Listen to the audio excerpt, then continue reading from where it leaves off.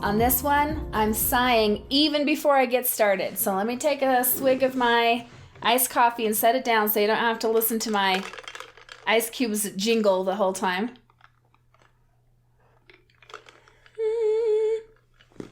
Okay. So the reason I'm already sighing is because I'm doing that thing I do where sometimes I take on a big subject that's kind of esoteric and it's got a lot of nuance to it. And I'm going to attempt to put it into language in a way that makes sense. So pray for me, please, because I'm going to need it. Okay. Why do I do this? Why do I do this to myself? And it's because, here's why. Because these things are really important to me. I say it a lot, but after all these years of doing these one-on-one sessions and seeing the patterns I see, my craving is to talk about these things and to get these concepts out there in a way that is loving and that is taking as many things into consideration as possible. These are complex things, so bear with me and please forgive me if it does not do it justice. So I want to talk about the difference between two worlds. So I'm going to do this a lot because I can't not. So this is going to be one of those worlds and this is going to be the other world. And so when I get a client come to me and they've had a lot of trauma, okay? They're in a lot of pain. Usually they've had a very traumatic childhood and the trauma is currently still affecting them. Then I want to approach this in two different ways. So I've been doing this in my work for a long time. And I guess maybe I could even call this video like a behind the scenes, because this is how I'm speaking to the clients without going so directly into the two worlds. And today I'm just going to go there. I'm going to make it as direct as possible. So this world is the world of compassion, the world of emotion. So this is the world that, for instance, you hear somebody really did something awful, but you find out about their childhood. So like Charles Manson. Charles Manson, his mom sold him for a beer. Okay, that's true. That's a real thing. He had the most horrific childhood you can imagine. So that's in this world where it's like, oh my gosh, it's so, you can understand why he did the things he did. This is the world of, I'm so sorry that those things happened to you. This is the world where when I'm approaching someone who needs this witnessing and this seeing, it's like I just go straight into all of the compassion. And, you know, again, I'm so sorry that happened to you. I can see that that has dictated a lot of your life choices. So understandable why you've done the things you've done. So for me, this world is the part of me that understands why I've been divorced 3 times, right? It can go into my own childhood trauma and my own wound and see what it was I was trying to get and see that the way that I did it, and I can understand myself. Okay? So we'll come back and forth, but that's this whole world right here. Then over here is like the world of cause and effect. And I've said it before, and I'm going to say it again. So cause and effect, reality, doesn't give a shit how traumatic our childhoods were. It's going to still give us the effects, whether the reasons are so understandable or not, right? And I'll always give the example of, you know, a 2-year-old playing can fall off a cliff and die, just like a grown-up doing it on purpose. So reality is quite harsh in these ways. Ultimately loving, I believe, but very harsh. So when I'm dealing with a client who I need to come into this world, I will do that to a certain extent. But then I must bring them in to the world of this leads to this. So no matter how good the reasons are for this stuff, if it's not in accordance with what you want in life, okay, then we've got to start doing it in a different way. If I had stayed in my very understandable wound from my traumatic childhood, I would not be in a relationship with Gideon right now. I would be repeating patterns. I may still be in my marriage that really did not work for me, was not healthy for me. I may have left that marriage and just repeated my pattern again. 3 times, guys. 3 times I did that. So I had to be able to come into this world and not hang out for the rest of my life in this world. Now, here's the thing that is kind of hard is sometimes when I speak about this, people can call that like victim shaming. No, I am not doing that. And anyone that knows me at all knows that is not what I do.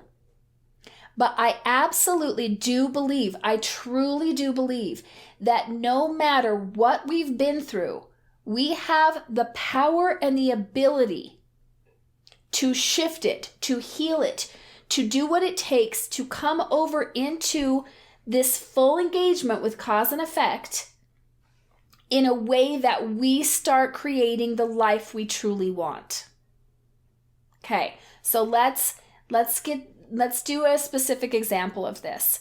Let's say that you were someone who grew up with scapegoat energy. So you were the scapegoat in your family, and you were the person that, everyone made fun of in school, that you were blamed for everything that your siblings did. You were probably in trouble a lot, and really were the victim a lot in your childhood. And now you're 35, and you're still kind of playing that role out, but it really does not work for you at all. Like, you're not getting the life you want. You're still experiencing a lack of respect, a lack of appreciation. The people around you leave you out. They blame you for a lot of things. Okay. There's a choice to be made, because either you can stay in the old pattern and, I'm going to just say it, like, blame your childhood trauma or blame the other people, right? That's one of our favorite things to do, or blame something outside of yourself. Or you can say to yourself, okay, at one point I truly was a victim. I was a child and I didn't know better. But now whatever it takes for me to heal my persecution complex, to shift my belief systems, to have a different perspective, I'm going to do that, because I'm done being the scapegoat. Because no matter how understandable it is, that scapegoat energy will not lead you to what you truly want. So can you start to see this? Can you start to see? So besides using this with my clients, which I will usually start in this world, witness them, hear them, hold space for them, give the compassion that's needed, and then I will gently, and I know some of you are like, really? It doesn't feel so gently to me when I do a one-on-one session with you. If it's true, then I've been able to speak very bluntly to you. That is actually saying something about you, because it means I know that you can take it, that you can take my little bit of tough love. Because honestly, you guys, sometimes there are people I have to drag a little bit, because we get very identified with our pain. We get very identified with our trauma, and we don't know ourselves without it. But there are certain bridges that bring us in. And so when I'm speaking to this world, yes, I'm speaking to the world of cause and effect, but I'm also speaking to the world of empowerment. I'm also speaking to the world of, of accomplishment, of real tangible results. I can tell somebody has gone from this world to this world when, after years of having a really messy house, they start, getting their house in order. That's in this world. If after years of addiction, they start to heal that and overcome some of their addictions. That's in this world. Okay? So this is the world of tangible results. And this is the world of emotion and compassion. I'm not saying they're mutually exclusive. I'm saying for the sake of this conversation, we're going to put them in two different worlds. Because once this world you've had it, what you need here to be witnessed, you can start coming across this bridge. And what that looks like is taking action. So this is really truly a world of action. It doesn't mean there's not being, but your doing is coming from a more healed being.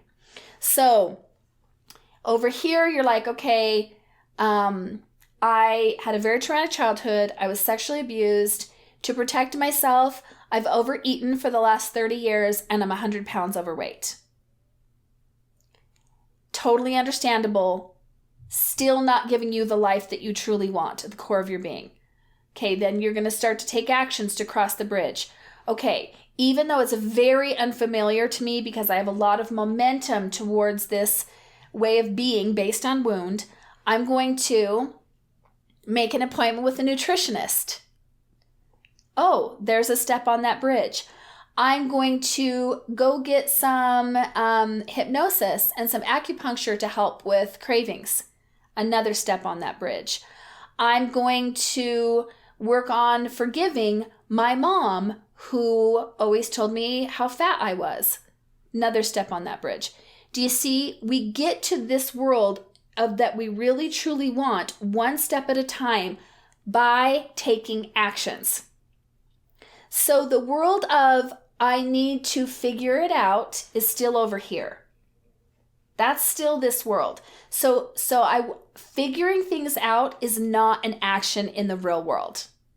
It means nothing to cause and effect. So let's say you get pulled over because your license plate is expired and you tell the police officer, well, I was going to get to it.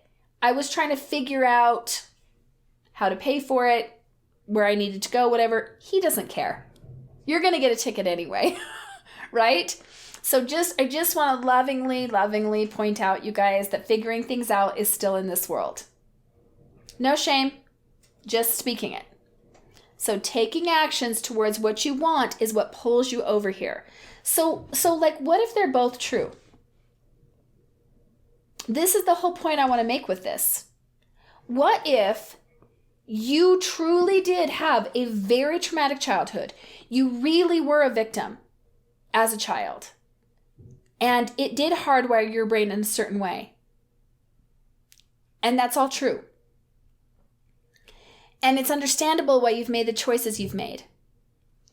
And you are now capable of crossing over into this world of a life you love. Now, I will say, it doesn't mean you don't visit this world. I just had an experience last weekend where, man, was I up against it. Old childhood shit right on the surface, trauma. And I used the bridge. I was like, okay, what actions am I going to take? So, right, I reached out to a dear friend. She was super there for me. I'm going to give her a shout out right now. Thank you, Lexi. I did some meditation. I took really good care of myself. So I visited this world in a very deliberate way without fully moving in there so that I could come back over here. So you're going to go back and forth, but this is not where you want to live. For the people that live here, their life is very limited by their trauma. It's very, and I'm not saying that to be over in this world, you have to have no trauma. There are people that live every day with PTSD, with anxiety disorders, but they are still doing what they love. They are leading meaningful lives with meaningful connections, and they're continuing to work towards what they love. So, we've covered this subject a couple of times about you're not to blame for what happened to you as a child, but you are responsible for healing it. So, I just really wanted to point that out. I just really wanted to give you a little behind the scenes of the work I do where I'm going to acknowledge this in others and in myself, but I'm also going to use action steps to pull over into what do I need to do? Who do I need to be to live the life I love? So I just really felt like this was kind of the next step after the coffee with Dawni and video. I call him Vidian. Gideon that makes my videos. Vidian. Gideon. Coffee with Dawni and Gideon on co-creating with reality. I just really wanted to kind of add this little caveat onto the end about how I pull myself and others from one world to the other. So I hope it really helped. Again, it's a big concept that I'm attempting to put into language. I really appreciate your patience with me, and I adore you. And may your coffee be strong and your life be blessed. Thank you so much for watching this video. Please like and subscribe. It really helps out my channel. And if you would be interested in working with me further, you can check out dawniangel.com. I would love to come speak to your group, come to your business to do a training, be on your podcast, my personal favorite, or even work with you one-on-one.